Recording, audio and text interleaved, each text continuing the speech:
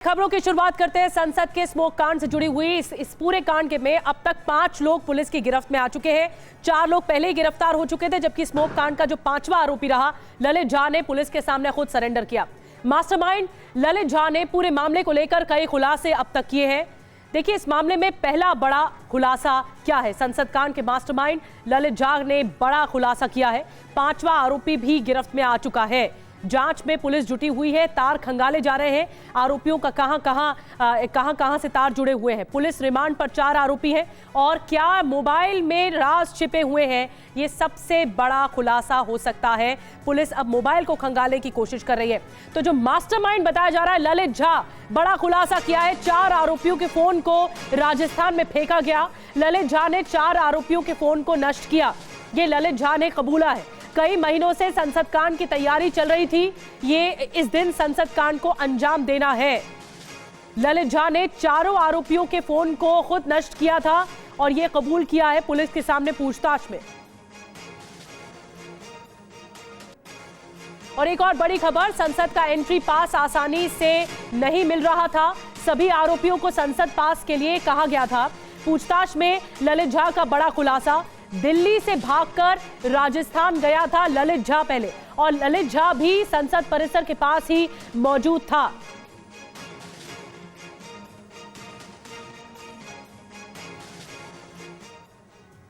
और संसद कांड में हिरासत में 2 और लोग, महेश और कैलाश को पुलिस ने हिरासत में लिया है। इस वक्त की सबसे बड़ी खबर आपको बता रहे हैं, 2 और लोग डिटेन किए गए हैं जिनका नाम महेश और कैलाश बताया जा रहा है और पुलिस ने हिरासत में लिया है महेश और कैलाश को।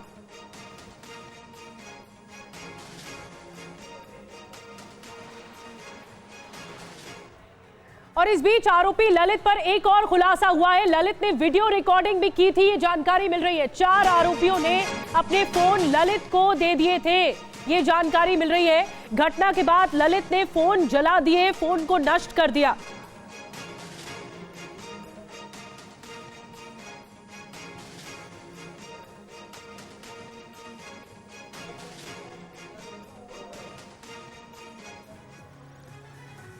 और संसद स्मोक कांड के मास्टरमाइंड ललित झा ने कई चौंकाने वाले खुलासे किए। आइए आपको बताते हैं क्या क्या खुलासे किए गए। जो जानकारी अब तक निकल कर आई है उससे पूछताछ में ललित झा ने पुलिस की पूछताछ में यह खुलासा किया कि संसद कांड के मास्टरमाइंड ने कबूल किया ललित भी संसद के पास वीडियो रिकॉर्डिंग कर रहा था।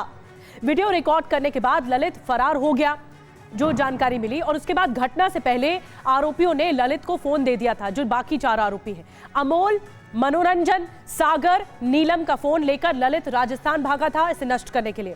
एक और खुलासा, ललित ने सभी 4 आरोपियों के फोन को जला दिया, ये खुद कबूल किया है ललित ने। ललित को उसके साथी महेश ने भागने में भी मदद की थी।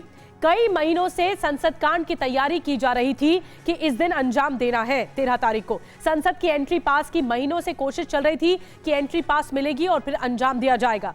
और एक और खुलासा, सभी साथियों को पास जुटाने के लिए कहा गया था कि आप अपने स्तर पर पास जुटाइए और फिर उसके बाद इस कांड को अंजाम देने की कोशिश हुई। एक और बड़ी खबर, संसद के स्मोक कांड के बाद ललित झा फरार हो गया। पहले तो पुलिस से बचने के लिए ललित झा इधर उधर भागता रहा और फिर खुद ही पुलिस के सामने सरेंडर कर दिया गया। इस दौरान वो कहां गया, आइए ग्राफिक्स के जरिए आपको बताते हैं। देखिए ये भारत का नक्शा आप देख रहे हैं। ललित ने कैसे पुलिस को चकमा दिया है, कहां भाग कर गया वो। दिल्ली से बस से नागौर पहुंचा, नागौर से होटल में रात बिताई ललित ने, नागौर से बस से दिल्ली आ गया फिर, और दिल्ली पहुंचकर फिर सरेंडर कर दिया गया। तो ये देखिए, ये जो सरेंडर किया गया है इसमें भी कुछ न कुछ संदेहास्पद है, इसीलिए पुलिस इस पूरे मामले को खंगालने की कोशिश कर रही है। ललित ने पहले चकमा दिया पुलिस को और उसके बाद खुद आकर सरेंडर किया। ललित ही मास्टरमाइंड बताया जा रहा है संसद में स्मोक बम कांड का, और इसीलिए पुलिस को थोड़ा ज्यादा शक हो रहा है ललित पर ही। और स्पेशल सेल ऑफिस से हमारे साथ हमारे सहयोगी पुनीत शर्मा इस वक्त जुड़ रहे हैं, विवेक शर्मा भी हमारे साथ जुड़ रहे हैं, उनके पास चलेंगे। लेकिन पुनीत, मैं पहले आपके पास आ रही हूं। मोबाइल नष्ट किए गए और ललित ही मास्टरमाइंड बताया जा रहा है। ललित को सभी आरोपियों ने फोन दिए, उसके बाद ये नागौर गया, मोबाइल नष्ट किया और उसके बाद खुद आकर सरेंडर किया। बहुत कुछ संदेहास्पद है इन सभी बातों में, लेकिन पुलिस लिंक तलाश रही होगी इस पूरे मामले पर।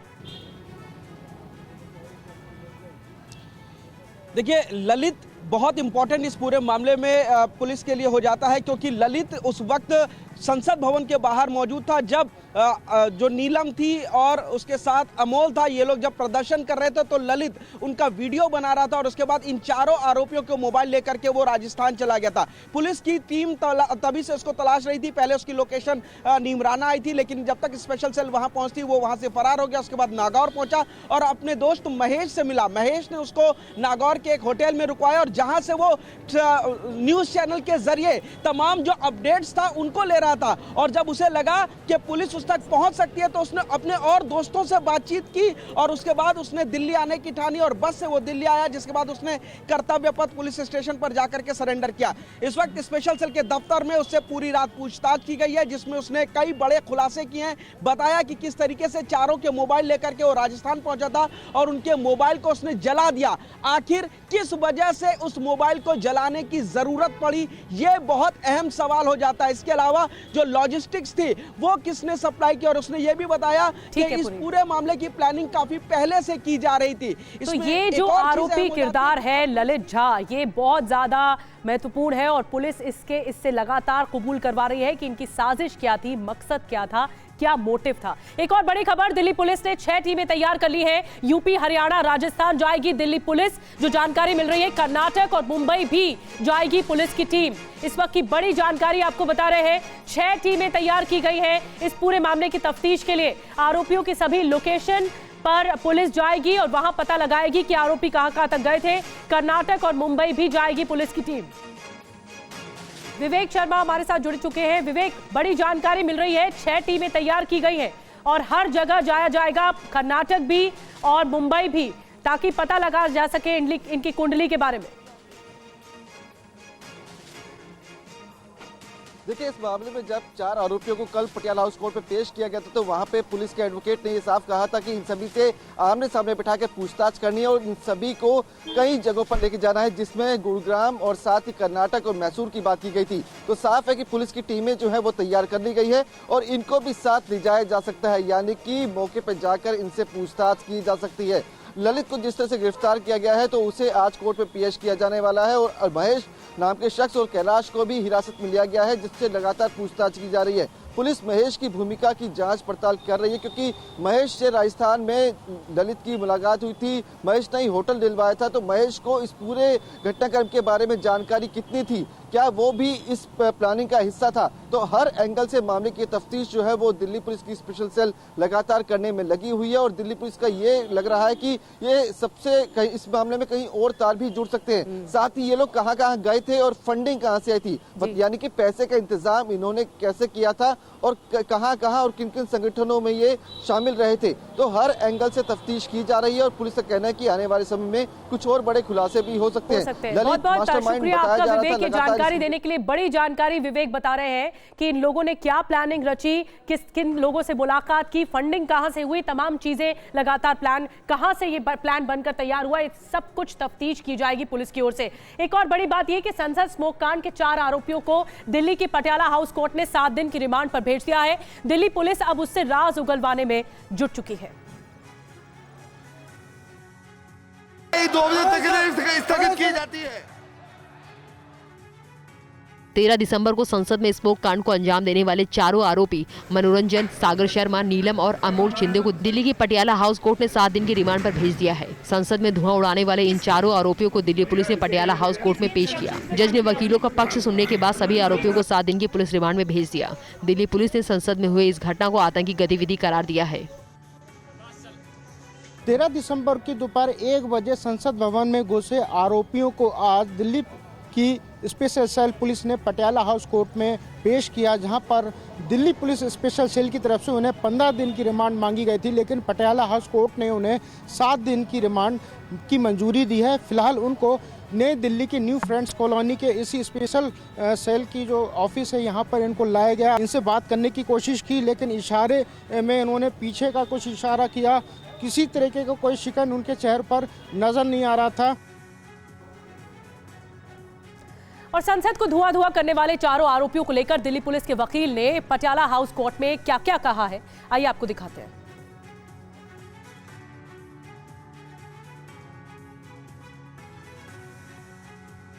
संसद को धुआं करने वाले चारों आरोपियों को पटियाला हाउस कोर्ट में पेश किया गया। सुनवाई के दौरान पुलिस के वकील ने जज को संसद स्मोक कांड की पूरी जानकारी दी। दिल्ली पुलिस के वकील ने अदालत में बताया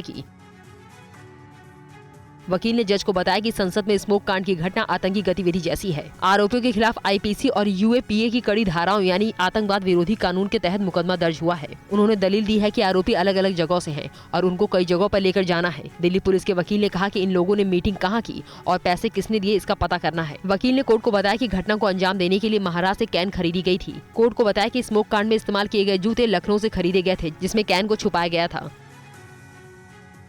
दिल्ली पुलिस के वकील ने इसी आधार पर आरोपियों की 15 दिनों की रिमांड मांगी थी, लेकिन अदालत ने 7 दिन की पुलिस हिरासत देने का फैसला किया है।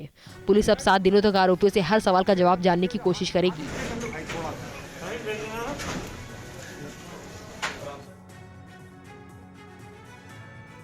और संसद की सुरक्षा में सेंधमारी को पुलिस ने घटना को आतंकी गतिविधि करार दिया है। दिल्ली पुलिस ने 4 आरोपियों के खिलाफ आईपीसी और यूएपीए की धाराओं के तहत मामला दर्ज किया है।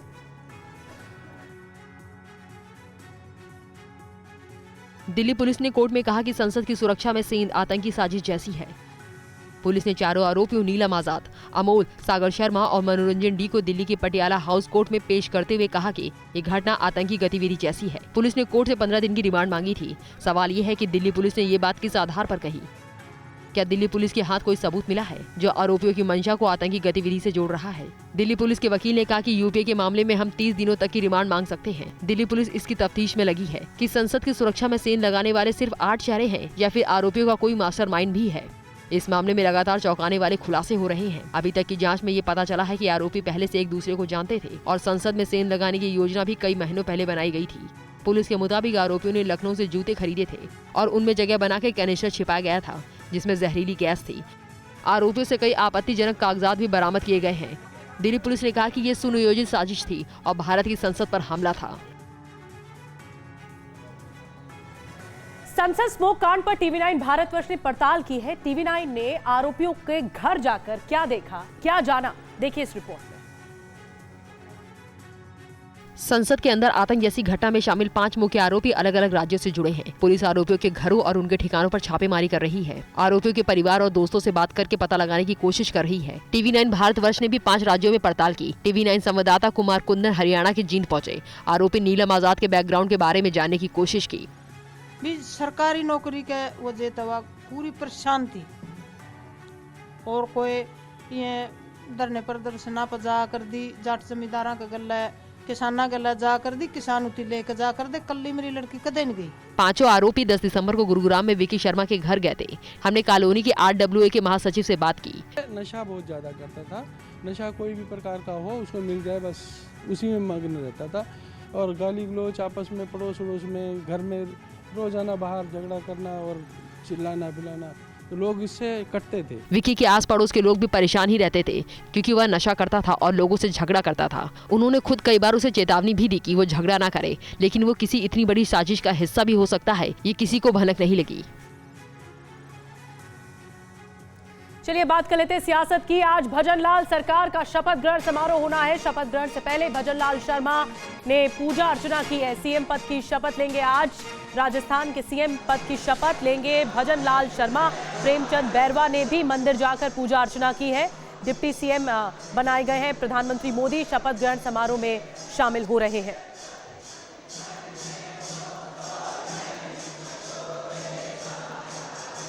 दो तस्वीरें आपको दिखा रहे हैं। एक तरफ भजनलाल शर्मा है जो कि मुख्यमंत्री पद की शपथ लेंगे, उससे पहले पूजा और मंदिर जाने का दौर, और दूसरी तरफ आपको बैरवा की तस्वीर दिखा रहे हैं, प्रेमचंद बैरवा जो डिप्टी सीएम पद की शपथ लेने जा रहे हैं।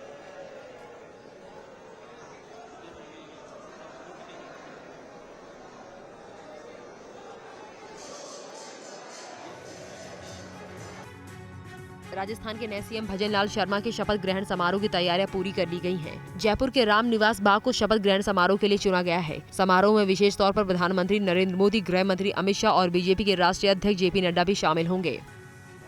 एक सामान्य कार्यकर्ता के रूप में काम करते करते इस स्थान पर पहुंचे हैं, तो पूरे राजस्थान के कार्यकर्ताओं में एक उत्साह है, एक ऊर्जा का वातावरण बना है और आम जन में भी लोगों में खुशी है। और इस खुशी के मौके पर पूरे प्रदेश भर के लोग वहां पहुंचेंगे। राजस्थान के राज्यपाल कलराज मिश्र आज राज्य के नए मुख्यमंत्री को पद और गोपनीयता की शपथ दिलाएंगे। सीएम के रूप में भजनलाल शर्मा के साथ 2 डिप्टी सीएम शपथ लेंगे। मुख्यमंत्री माननीय भजनलाल जी शर्मा मुख्यमंत्री के रूप में शपथ लेंगे। 2 उप मुख्यमंत्री माननीय दिया कुमारी जी और हमारे बेरवा जी दोनों उस कार्यक्रम में उप मुख्यमंत्री के रूप में शपथ लेंगे। शपथ ग्रहण समारोह सुबह 12:05 पर शुरू होगा।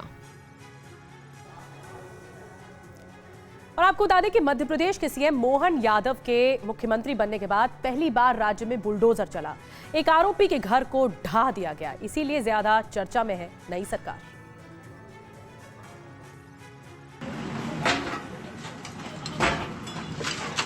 मध्य प्रदेश में भी अब कानून को हाथ में लेने वालों की खैर नहीं। योगी बाबा की तर्ज पर राज्य के नए सीएम मोहन यादव ने भी अपराध और अपराधियों पर शिकंजा कसना शुरू कर दिया है, जिसकी बानगी है ये बुलडोजर। बुलडोजर की इस कार्रवाई में फारूक राइन उर्फ मिन्नी के घर को ढहा दिया गया। आरोपी हबीबगंज की गुंडा लिस्ट में शामिल है। राइन पर आरोप है कि उसने 3 दिसंबर को चुनाव के नतीजे के दिन एक बीजेपी कार्यकर्ता देवेंद्र ठाकुर पर तलवारों से हमला किया था, जिसमें उनका हाथ काट दिया था। जानलेवा हमले और बर्बर कार्रवाई को लेकर फारूक राइन, असलम, शाहरुख और बिलाल समेत 5 आरोपियों को गिरफ्तार कर जेल भेज दिया गया है। 5 आरोपियों के 3 मकानों पर बुलडोजर चला दिए गए हैं। बताया जाता है कि राइन ने अपने साथियों के साथ मिलकर बीजेपी कार्यकर्ता के साथ जिस तरह से अमानवीय हरकत की, उसके बाद भोपाल कलेक्टर ने एनएसए की कार्रवाई की थी। उपद्रव के आरोप के बाद भोपाल में 11 नवंबर स्थित जनता कॉलोनी में उसके घर पर बुलडोजर चलवा दिया है। हबीबगंज थाना प्रभारी के मुताबिक आरोपियों के मकानों के अवैध हिस्से और अतिक्रमण को गिरा दिया गया है। और अयोध्या में इन दिनों रामायण की गूंज सुनाई दे रही है। रामायण मेले में कई संतों के साथ भजन सम्राट अनूप जलोटा भी पहुंचे हुए हैं। 42वें रामायण मेले के अवसर पर अयोध्या राममय हो उठी है। श्री राम जन्मभूमि तीर्थ क्षेत्र के अध्यक्ष महंत नत्र गोपाल दास ने मेले का उद्घाटन किया। रामायण मेले को विश्व स्तरीय बनाने का संकल्प दोहराया गया। रामचरितमानस को यदि हम हृदयंगम करेंगे तो निश्चित रूप से समाज में हमें कहीं कोई नीचा नहीं दिखा सकता। समाज में हम किसी प्रकार की कठिनाइयों का सामना हमें नहीं करना पड़ेगा यदि हमारे जीवन में रामचरितमानस होगा। इस बीच 22 जनवरी को श्री राम मंदिर के उद्घाटन से पहले अयोध्या सज संवर रही है। रामायण मेले में पहुंचे अनूप जलोटा ने भी बड़ी बात कही। सच तो यही है कि ये राम लक्ष्मण की जो जोड़ी है, इसका इंतजार था। यही दोनों हैं जो भगवान राम के इस मंदिर को यहाँ पर लेके आए हैं। रामायण मेले में संतों की अमृत वाणी के साथ भजनों की अमृत धारा भी बहेगी, जिसमें अनूप जलोटा भी शामिल होंगे। जो राम नाम नहीं गाते वो जीते जी मर जाते, जो राम नाम गाते हैं वो परम धाम पाते हैं। बोलो। आप हरियाणा में रहते हैं और आपकी शादी नहीं हुई है तो आपके लिए अच्छी खबर है। हरियाणा के मुख्यमंत्री मनोहर लाल खट्टर ने अपना वादा पूरा किया है। 1 दिसंबर से उन्हें मिलेगी पेंशन। देखिए खास रिपोर्ट। हरियाणा अविवाहित पेंशन योजना के तहत राज्य के सभी अविवाहित पुरुषों और महिलाओं को हर महीने आर्थिक सहायता के रूप में पेंशन राशि प्रदान की जाएगी, ताकि बिना किसी आर्थिक समस्या के अविवाहित लोग अपना जीवन व्यतीत कर सकें। कुंवारा पेंशन योजना 45 से 60 वर्ष की अविवाहित महिला और पुरुषों को मिलेगी। इनकी वार्षिक आय 1,80,000 रुपए से कम होनी चाहिए। इन सभी को हर महीने 3,000 रुपए की पेंशन का लाभ मिलेगा। 60 साल की उम्र होने पर ये पेंशन बुढ़ापा सम्मान पेंशन में बदल जाएगी। ये पेंशन के दायरे में विधुरों को भी शामिल किया गया है, जिनके लिए भी पात्रता निर्धारित की गई है। राज्य में अब तक 12,882 विधुर और 2,026 अविवाहितों की पहचान की गई है, जिन्हें 1 दिसंबर 2023 से पेंशन मिलेगी। तलाकशुदा और लिव इन रिलेशनशिप में रह रहे अविवाहित व्यक्तियों को पेंशन नहीं दी जाएगी। पेंशन योजना में पूरी पारदर्शिता रखने के लिए सरकार ने ठोस नियम भी बनाए हैं। पेंशन मिलने के बाद अगर किसी कुंवारे या विधु ने सरकार को बताए बिना शादी कर ली और चुपचाप पेंशन लेता रहा तो उसके खिलाफ सख्त कार्रवाई की जाएगी। सरकार ऐसे व्यक्तियों से पेंशन की राशि 12% ब्याज के साथ वसूलेगी। और इस फैसले के बाद सियासत भी हो रही है। कांग्रेस ने हरियाणा सरकार की अविवाहित पेंशन योजना पर सवाल खड़े कर दिए हैं, लेकिन सीएम ने कहा है कि इस पेंशन को हरियाणा के हालात से देखने की जरूरत है। एक आयु के बाद ऐसे पुरुषों का समाज के अंदर जो सामाजिक प्रतिष्ठा वो कम हो जाती थी। यहाँ तक भी हमको जानकारी मिली है, मतलब होती है कि गांव में ऐसे लोगों को एक आयु के बाद घर में ही कई बार उनको सम्मान नहीं मिलता पूरा, तो ऐसे लोगों को भी कुछ सहानुभूतिपूर्वक अगर हम पेंशन देते हैं तो घर में सम्मान उसका बढ़ सकता है, समाज में सम्मान बढ़ सकता है, और हुआ है। जो जेन्युइन लोग हैं उनको पेंशन ज़रूर दी जानी चाहिए, हम इस चीज़ के खिलाफ नहीं हैं, लेकिन आप बिल्कुल कह रहे हैं जो जड़ है उसको पकड़ना चाहिए। क्या बेरोजगार युवाओं को, कईयों को ये लगेगा कि अविवाहित ही रह जाते हैं, कम से कम एक पेंशन तो आ रही है। इस पर जो है पूरी तरह से चर्चा होनी चाहिए, कोई राजनीति नहीं होनी चाहिए। हम कम से कम राजनीति नहीं करना चाहते। अब इन्होंने कहा था 75% आरक्षण हम इंडस्ट्रीज़ में देंगे, जो प्राइवेट इंडस्ट्रीज़ हमारे यहाँ आई हैं, वो कोर्ट ने उसको स्टे कर दिया है। अब कब तक आप उसको परस्यू करेंगे, कब रोजगार मिलेंगे? इस प्रकार से सरकारी नौकरियों को ख़त्म करके, प्राइवेटाइजेशन करके, जिससे कि रिजर्वेशन को ख़त्म करने की इनकी साजिश हमें समझ में आती है। और एक और बड़ी खबर, महादेव बैटिंग ऐप स्कैम मामले में एसआईटी ने जांच तेज कर दी है। आज अभिनेता साहिल खान समेत 3 अन्य को पूछताछ के लिए समन भेजा गया है। महादेव सट्टेबाजी ऐप के जरिए 15,000 करोड़ रुपए के घोटाले मामले में आज अभिनेता साहिल खान को आज सुबह 11 बजे मुंबई क्राइम ब्रांच ने पूछताछ के लिए बुलाया है। साहिल खान सहित 3 और लोगों को भी समन किया गया है। मीडिया रिपोर्ट के मुताबिक छत्तीसगढ़ के कारोबारी सौरभ चंद्राकर ने इंजीनियर रवि उप्पल के साथ मिलकर ऑनलाइन सट्टेबाजी से कमाई करने के लिए इस ऐप को बनाया था। इस ऐप के जरिए हुई कमाई को हवाला के जरिए होटल कारोबार और फिल्मों में लगाया गया, जिसके बाद सिने जगत के सितारे भी मुंबई क्राइम ब्रांच के रडार पर हैं। एक दिन पहले ताजा घटनाक्रम में दुबई पुलिस ने ऐप के मालिक रवि उप्पल को हिरासत में ले लिया है। प्रवर्तन निदेशालय यानी ईडी रवि उप्पल को भारत लाने की कोशिश में जुटी है। दरअसल महादेव ऑनलाइन बुक सट्टेबाजी एप्लीकेशन प्रमुख सिंडिकेट है। इसकी मदद से अवैध सट्टेबाजी वेबसाइट संचालित की जाती है। कंपनी के प्रमोटर छत्तीसगढ़ के भिलाई से हैं। मामले की जांच कर रही ईडी के अधिकारियों के मुताबिक महादेव ऑनलाइन बुक ऐप का संचालन संयुक्त अरब अमीरात से किया गया। आपको बता दें कि छत्तीसगढ़ विधानसभा चुनाव 2023 के दौरान 508 करोड़ रुपए के भुगतान की बात सुर्खियों में आई थी। छत्तीसगढ़ के पूर्व मुख्यमंत्री भूपेश बघेल की भूमिका भी ईडी के रडार पर है।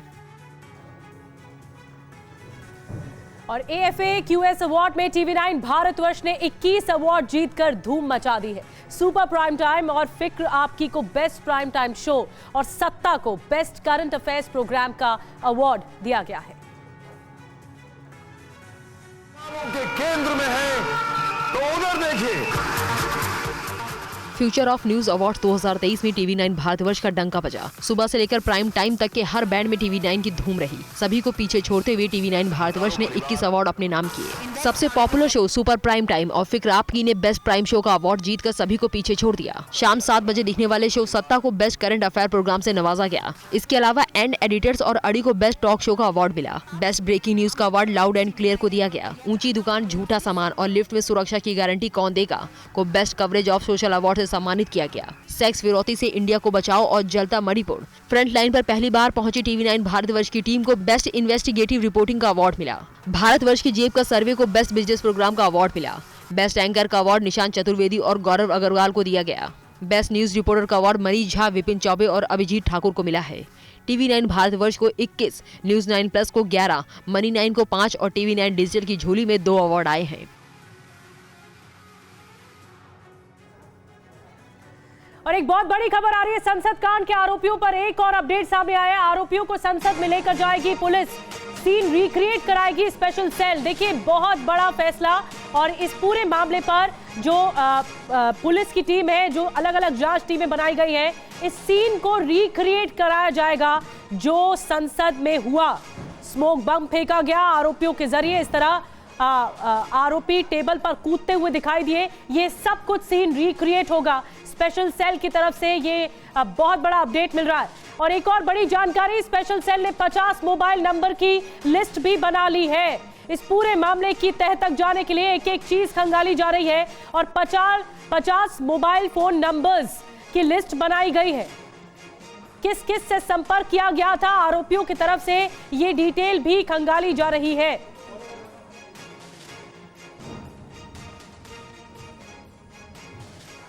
और एक और बड़ी खबर, दिल्ली पुलिस ने 6 टीमें तैयार कर ली है। यूपी, हरियाणा, राजस्थान जाएगी दिल्ली पुलिस, ये जानकारी मिल रही है। कर्नाटक और मुंबई भी जाएगी पुलिस की टीम। आरोपियों की सभी लोकेशन पर जाएगी पुलिस। और आरोपियों ने लखनऊ में स्पेशल जूते बनवाए थे, इसको लेकर भी जानकारी मिल रही है और पुलिस यहां पर भी जाकर पूछताछ करेगी। हमारे साथ विवेक और ज्यादा जानकारी के साथ जुड़े हैं। विवेक, क्या जानकारी मिल रही है? लोकेशन पर जाया जाएगा और पहला लोकेशन क्या होगा? देखिए, बात की जाए तो लगातार स्पेशल सेल की टीम सभी आरोपी से पूछताछ कर रही है और पहली लोकेशन की अगर बात करें तो हो सकता है कि स्पेशल सेल की टीम गुरुग्राम पहुंचे विक्की के घर पर आरोपियों को लेकर, क्योंकि यहीं पर सभी आरोपी एक साथ मिले थे और यहीं पर लोगों की बैठक हुई थी। तो वहां पर कहाँ बैठक हुई थी, कहाँ मुलाकात हुई थी, क्या बातचीत हुई थी, उस पूरे आधार पर बातचीत की जाएगी, उनसे पूछताछ की जाएगी। उसके अलावा मैसूर की बात करें या फिर कर्नाटक की बात करें, लखनऊ की बात करें, तो इस जगह पर भी दिल्ली पुलिस की स्पेशल सेल आरोपियों को लेकर जा सकती है। और वहां 50 मोबाइल नंबर की लिस्ट बनाई गई है, इस बारे में और क्या जानकारी मिल रही है? देखिए, इस मामले में पुलिस ने जो आरोपियों की कॉल डिटेल है उसे खंगाला था और उससे करीब 50 नंबरों की लिस्ट जो है वो तैयार की है, क्योंकि इन आरोपियों ने इन लोगों को फोन किए थे। तो इन लोगों के बारे में भी जानकारी जुटाई जा रही है कि आखिरकार ये लोग कौन है, किसी संगठन से तो इनका संबंध तो नहीं है, क्योंकि इस पूरे मामले में दिल्ली पुलिस को लग रहा है कि ये मामला कुछ और बड़ा भी हो सकता है, तार कहीं और भी जुड़ सकते हैं। तो हर एंगल से मामले की तफ्तीश की जा रही है। ललित को जिस तरह से गिरफ्तार किया गया है तो ललित इस पूरे मामले में मास्टरमाइंड माना जा रहा है। नजर बना के रखिए विवेक, बहुत बड़ा अपडेट विवेक इस वक्त बता रहे हैं। 50 मोबाइल फोन नंबर्स इनकी लिस्ट बनाई गई है, जिन लोगों से, जिन आरोपियों ने बातचीत की थी, जिन लोगों से इनके बारे में पूछताछ की जाएगी।